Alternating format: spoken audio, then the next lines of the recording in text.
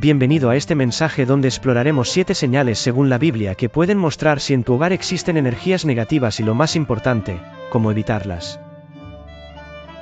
La palabra de Dios nos enseña en Efesios 6 y 12, porque no tenemos lucha contra sangre y carne, sino contra principados, contra potestades, contra los gobernadores de las tinieblas de este siglo, contra huestes espirituales de maldad en las regiones celestes. Esto significa que muchas de las batallas que enfrentamos no tienen un origen visible, sino espiritual. Los hogares pueden ser lugares de refugio, de paz y de bendición, pero también pueden convertirse en espacios donde se manifiesta la opresión, la división y la tristeza. Por eso hoy aprenderemos cómo identificar esas señales, qué dice la Biblia sobre ellas, y cómo aplicar las armas espirituales que Dios nos ha dado para vencer. Señal 1: idolatría y objetos extraños. Una de las primeras señales de energías negativas en el hogar está en la presencia de objetos que desagradan a Dios.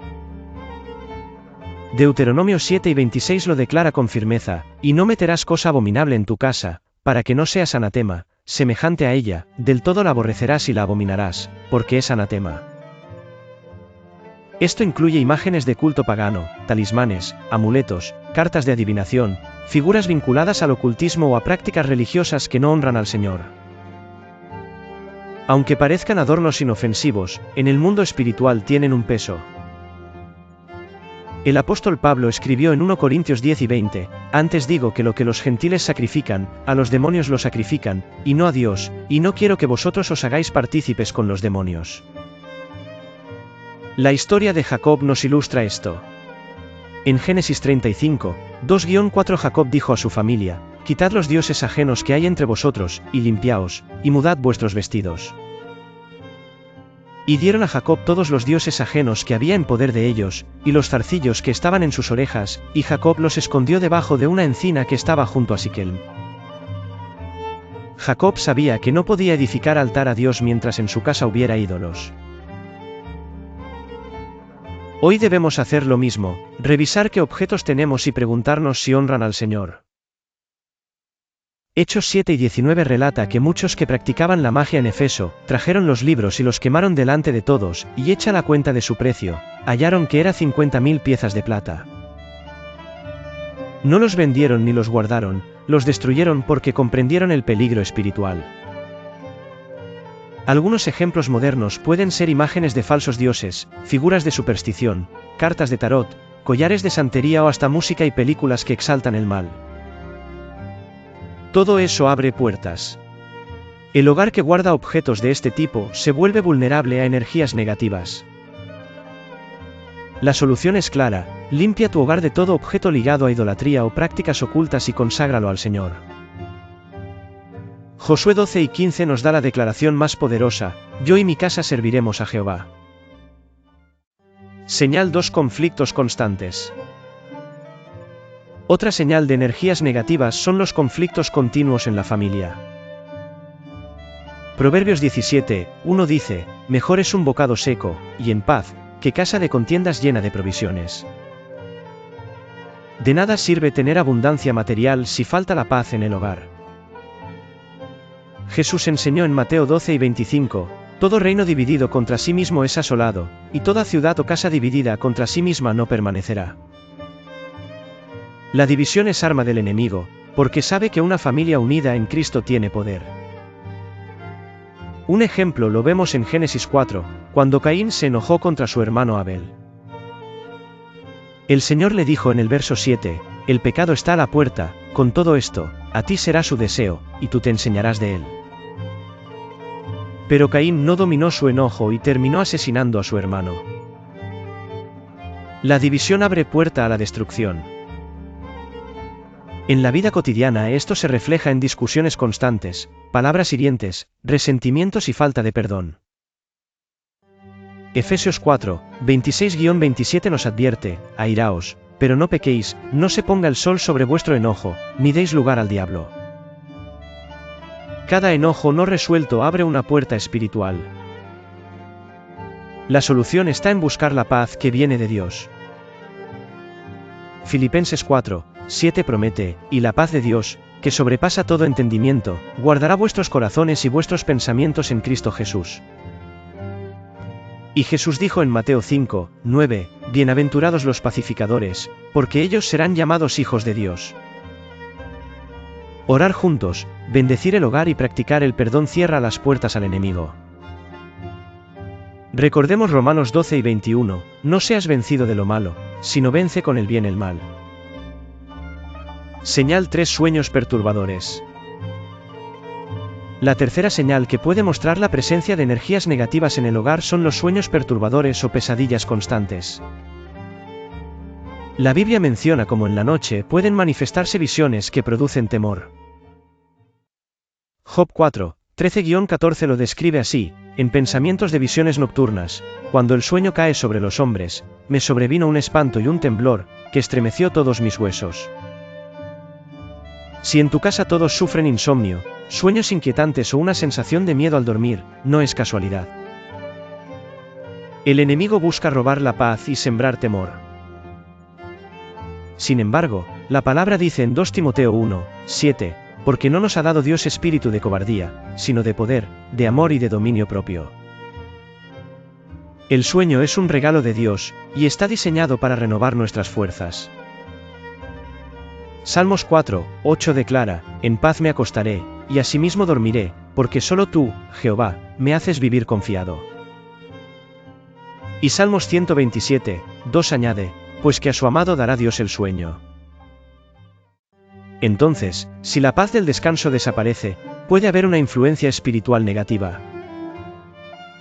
La Biblia también muestra cómo los sueños pueden ser usados por Dios para hablar, pero el enemigo intenta imitar y distorsionar.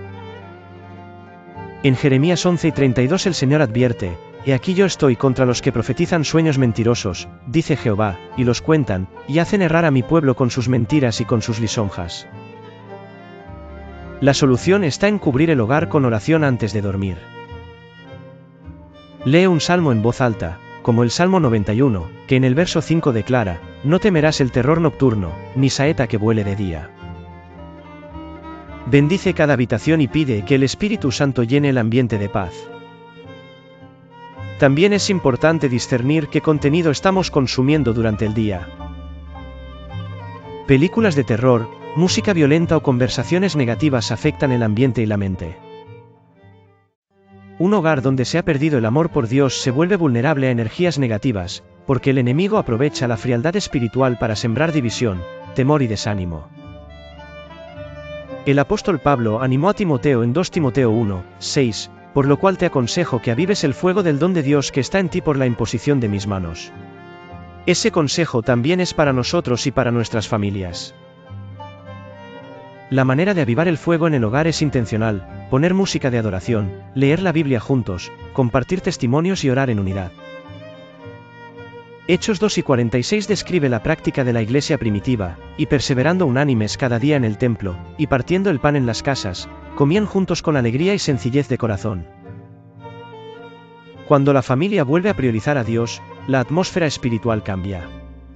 La luz de Cristo reemplaza la opresión, y la libertad del Espíritu Santo vuelve a llenar la casa. Señal 5 Sensación de oscuridad.